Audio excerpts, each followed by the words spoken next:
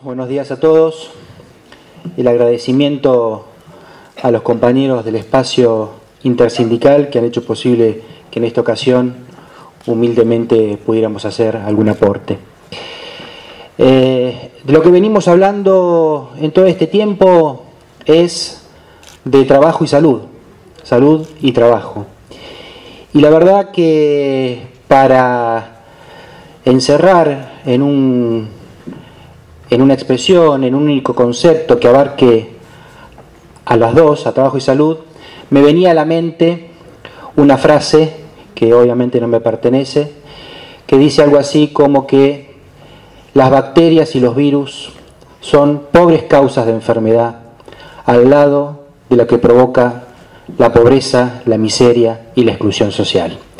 Esto lo dijo el mayor sanitarista argentino que hemos tenido en la República Argentina y en la región, como ha sido el doctor Ramón Carrillo, a quien creo aún le debemos el merecido homenaje y reconocimiento concreto, que incluso se da en muchos lugares, como son, no en la Argentina, sino en el exterior, porque hay obras de Ramón Carrillo que todavía se siguen estudiando, como es la teoría general del hospital. Esto se brinda en universidades fundamentalmente como las de Gran Bretaña y Francia, aunque parezca mentira. Dicho esto, vamos a intentar generar algunos disparadores para la reflexión sobre cómo la salud en general y las obras sociales en particular están atravesadas por este nuevo paradigma, por este nuevo modelo, que no es nuevo, sino que es viejo conocido y malo conocido, como es el paradigma del neoliberalismo, que obviamente es la peor cara y la peor expresión del capital. Definir el neoliberalismo quizás no haga falta, porque todos de alguna manera sabemos de qué estamos hablando, pero sí es importante precisar que para este modelo político y económico es el mercado el que debe regir todos los órdenes de la sociedad, ¿sí? El dios mercado.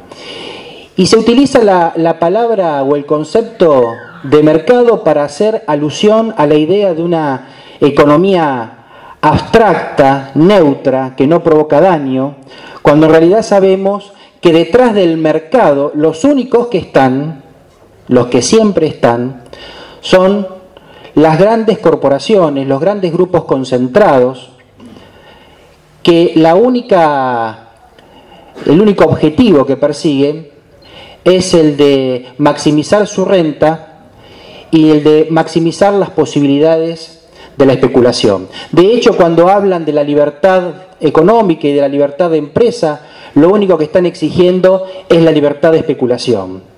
La libertad de poder seguir haciendo negocios especulativamente sin que haya los debidos controles del Estado. El contexto que estamos hoy padeciendo y que de alguna manera se empieza a recrear a partir de diciembre de 2015 hasta ahora, obviamente, bueno, nos impone algún tipo de reflexión. Es evidente que se ha comenzado una increíble transferencia de recursos y de riquezas a los grandes grupos concentrados, como son los sectores agroexportadores, los grandes grupos de especulación financiera, y los únicos perjudicados en todo esto somos efectivamente los trabajadores, los compañeros jubilados, pensionados, los pequeños empresarios y pequeños comerciantes nacionales que, afectado el poder de compra interno, ven lastimosamente desaparecer sus empresas. Y en este contexto es que se dieron los terribles procesos de devaluación de la moneda nacional y el brutal aumento de tarifas de servicios públicos como son la luz, el gas, la electricidad, el agua, y obviamente todo lo que tiene que ver con los incrementos de los precios de alimentos que obviamente tanta dificultad se está generando. Unido a esto, otro hecho del contexto es, como empezamos a ver, el achicamiento de estructuras esenciales del Estado a través de despidos masivos, tanto en el sector estatal como en el sector privado, que obviamente lo único que logran es provocar mayores situaciones de flexibilización y precarización. Y la verdad es que a todo esto, como decía el compañero que habló antes, a esto la única manera que tenemos para oponerle es la fuerza de la organización y de la movilización. Además de que el 13 de agosto reventemos las urnas con todos los votos de los candidatos de Unidad Ciudadana.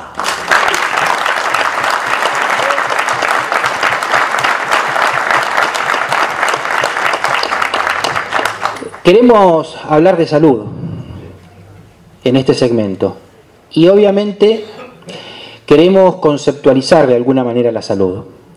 Nos vamos a desprender de esa vieja ya denominación de salud como ausencia de enfermedad que definió alguna vez la Organización Mundial de la Salud sobre mediados del siglo XX, sobre ese equilibrio físico, psíquico y del medio ambiente, sino que hoy tenemos que conceptualizar a la salud en términos de una categoría política.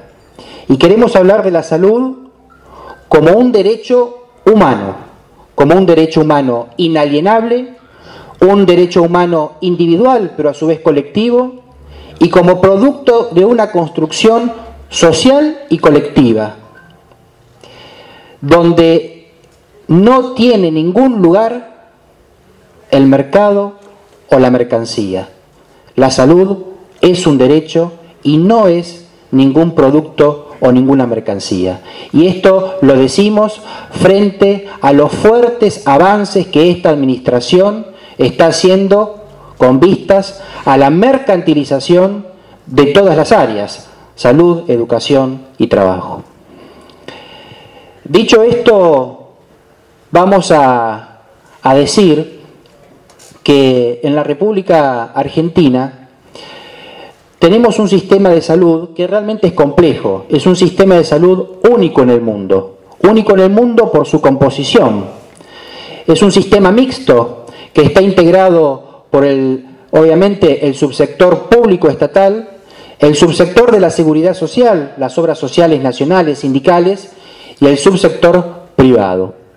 Esto de por sí habla de una complejidad porque está muy segmentado, está muy desarticulado, descoordinado, y obviamente a veces las respuestas en salud no son las que se quisieran. Pero frente a todo esto, que ya teníamos como una problemática, le sumamos ahora las recientes medidas de la administración de este gobierno, que obviamente generan un daño potencial a la salud de la población en general, cuya gravedad aún no podemos medir. La primera medida a la que me quiero referir de esta administración es el famoso invento de la cobertura universal de salud.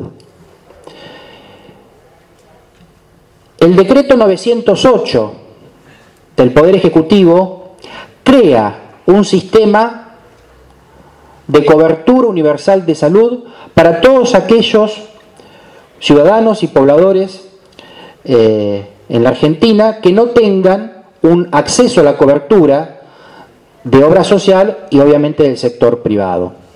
Y genera con esta creación un subsistema dentro del ya sistema público, es decir, dentro del sistema público hospitalario, que puede ser el sistema público nacional, provincial o municipal, crea un subsistema que es el de la cobertura universal de salud. Una falacia, no tiene ni cobertura y mucho menos es universal. Es una gran mentira, como una de las grandes mentiras y falacias que venimos viendo hasta ahora, como el tema de la reparación histórica, por ejemplo, ¿no? Para nombrar simplemente una. Esta cobertura supuestamente se va a poner en marcha para que todo ciudadano que no tenga algún modo de cobertura en salud se le otorgue una credencial en función de su ciudadanía, en función de la ciudadanía, a partir de la cual puede acceder a algún tipo de prestación, algún tipo de cobertura, algún tipo de acceso al sistema de salud, no necesariamente público, sino que pueden ser, obviamente, efectores privados. Y acá vemos cómo a través de la cobertura universal de salud se genera una de las mayores privatizaciones del sistema de salud. La cobertura universal de salud es sinónimo de privatización de la salud pública. Y esto hay que decirlo con todas las palabras y con todos los términos. No hay eufemismos, no hay medios términos. Esto es blanco o negro. La cobertura universal es esto, es privatizar la salud en la Argentina. Es generarle una gran oportunidad de negocios a efectores privados, a prestadores médicos, sanatoriales, laboratorios privados, que van a estar financiados con fondos que son nuestros, con fondos que son de los trabajadores. Porque el mismo decreto establece cómo se va a financiar, al menos en los primeros años, supuestamente, esta cobertura universal de salud. Y se van a financiar con los 8.000 millones de pesos que son fondos de los trabajadores del Sistema Solidario de Redistribución y que se los ha apropiado el Estado para hacer estos negocios con terceros. Son fondos de los trabajadores y son fondos de las obras sociales. Esto obviamente aumenta la inequidad en el acceso a la cobertura de salud.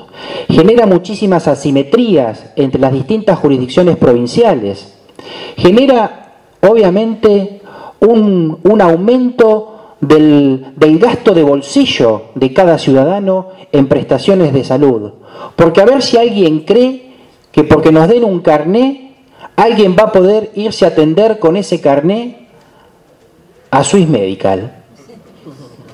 O a los prestadores que tiene OSDE. ¿Quién puede creer esto? ¿Quién puede creer que cualquier compañero, cualquier ciudadano con esta credencial de la cobertura pueda pasar el molinete del Sanatorio de los Arcos? Es una gran falacia, es una gran mentira. Y esto tenemos que comprenderlo. Y obviamente esta cobertura universal de salud, fíjense ustedes, tiene implícito también un grave riesgo. Porque se establece una base de datos sobre todos los trabajadores y ciudadanos argentinos que casualmente la va a manejar la jefatura de gabinete a través de la Secretaría de Modernización del Estado. Y uno se pregunta, entonces, si teniendo el Poder Ejecutivo el dominio de estos datos tan sensibles, no van a generar bases informáticas de empleabilidad. Es decir, ¿quiénes son aquellos trabajadores que están en condiciones de ser empleados y quienes por razones de enfermedad van a ser descartados? Porque esta es la cultura que nos proponen, la cultura de exclusión y del descarte, también en salud. Esta cobertura universal es inequitativa, es desigual, es ilegítima, está financiada con fondos que son propios nuestros, de los trabajadores, y además lo que hace es desvirtuar el histórico esquema, el histórico sistema de salud en la Argentina con claras bases en la solidaridad. Esta es la primera medida. La segunda medida, tan aberrante como la primera, es una resolución, la resolución número 58 del 2016, dictada por el INPI. El INPI es el Instituto Nacional de Propiedad Intelectual en la Argentina. Y es el instituto que nada más y nada menos tiene que decidir qué patentes de invención se van a otorgar por medicamentos, por tecnología médica, por tecnología industrial, por ejemplo. Y esta resolución, lo trágico que tiene, es que tiene por acreditados y tiene por cumplidos los requisitos de patentabilidad de cualquier producto si este producto obtuvo una patente en una agencia extranjera. Es decir, que hay una cesión del control del Estado en terceros estados o en terceras organizaciones, lo que implica una terrible cesión de soberanía sanitaria. Entonces, cualquier laboratorio extranjero puede venir a la Argentina y tener por automáticamente dada la patente de un medicamento por el solo hecho de que obtuvo su patente en Alemania, en Francia, Inglaterra o Estados Unidos.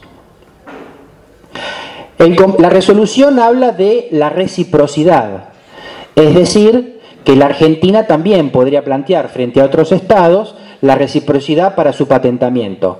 Lo que pasa es que hay obviamente una gran distorsión de esto, porque son muchas más las patentes que vienen a querer ser autorizadas y registradas en el país que las que nosotros podemos llevar a terceros estados. Aunque la producción nacional de medicamentos en la Argentina durante los últimos años fue muy importante, no han habido procesos masivos de patentamiento en el exterior de los medicamentos nacionales. Ahora, esto es terrible, pero tiene una explicación. Casualmente, o mejor dicho, no casualmente, el presidente del INPI es el doctor Dámaso Pardo. Es uno de los principales estudios jurídicos de la Argentina que durante los últimos 35 años han hecho todo el lobby y han trabajado para los laboratorios medicinales extranjeros. Entonces, fíjense un poco lo que pasa en otros órdenes también, ¿no? Ponemos a controlar a aquellos que tienen un interés natural en el asunto. Exactamente, el zorro cuidando la gallina. Esto no es casual. Esto tiene una gravedad realmente muy importante en términos técnicos, en términos científicos, pero en términos políticos. En términos políticos lo que estamos cediendo es soberanía. Estamos abriendo las puertas a cualquier otro estado, fundamentalmente Estados Unidos, para que nos invada con toda su artillería pesada del complejo médico norteamericano y del complejo médico farmacéutico para vendernos a nosotros todo eso. Y nosotros somos los importadores y compradores, entre comillas, de todo esto sin siquiera someter a ningún tipo de análisis. Realmente es sumamente complejo. La tercera medida, similar a esta, es una disposición del ANMAT, la disposición 4008 del 2017. Ustedes saben que la ANMAT es la Administración Nacional de Medicamentos en el país, que tiene obviamente como finalidad ser la agencia estatal, el organismo de control y el organismo rector en cuanto a la habilitación o no de ciertos productos medicinales, cosméticos, alimentos y ciertas tecnologías. La ANMAT, para poder hacer análisis de un producto, hasta el año 2015 disponía de 120 días hábiles. La ANMAT, los profesionales y los técnicos y científicos de la ANMAT tenían un plazo de 120 días hábiles para poder dictaminar si ese producto, tecnología, alimento, medicamento o ensayo clínico son aptos y no causan daño a la población. Pues bien, la disposición 4008 lo que ha hecho es reducir de 120 a 70 días hábiles el análisis y estudio de, por ejemplo, los ensayos clínicos. Se denomina, para decirlo rápidamente, un ensayo clínico a aquello que puede luego convertirse, por ejemplo, en un medicamento o en una especialidad medicinal. 70 días para poder dictaminar sobre la validez o no de un ensayo clínico. Cuando en el mundo los plazos son de 150, 180 y 240 días. Alemania se toma 220 días promedio para definir si un medicamento es apto o no. Lo peor del caso es que la misma disposición establece que si en esos 70 días no ha habido un dictamen, el ensayo clínico se considera automáticamente aprobado y autorizado, con el riesgo que esto tiene para la población general. Son cosas que lamentablemente no siempre conocemos, no siempre se difunden, pero que tenemos que saber. Se coloca a la población en general en una situación de riesgo potencial muy alta. Esta disposición, sumada a la resolución del INPI, realmente, habla de un riesgo serio. Además de violarse, obviamente, las competencias profesionales y éticas. Acá está en riesgo la competencia profesional y ética de los miembros y científicos de la ANMAT. Se está violando incluso la declaración de Helsinki, que es una convención internacional sobre la cual Argentina ha aprobado y se ha hecho parte a través de la constitucionalización de tratados internacionales. La declaración de Helsinki habla con precisión sobre los recaudos que deben tener los ensayos en personas. Entonces digo, todas estas cosas van generando una convicción íntima, profunda, que nuestro compromiso es llevarla a todos lados, casa a casa y boca a boca, ¿no? La salud realmente hoy está seriamente afectada, y en esto el contexto internacional, obviamente, porque no pasan las cosas aquí en la Argentina de manera aislada o desconectada de lo que pasa en el mundo. Yo les comentaba recién el tremendo lobby que hace el conglomerado médico norteamericano. El conglomerado médico norteamericano exporta a todo el planeta el modelo de salud como mercancía.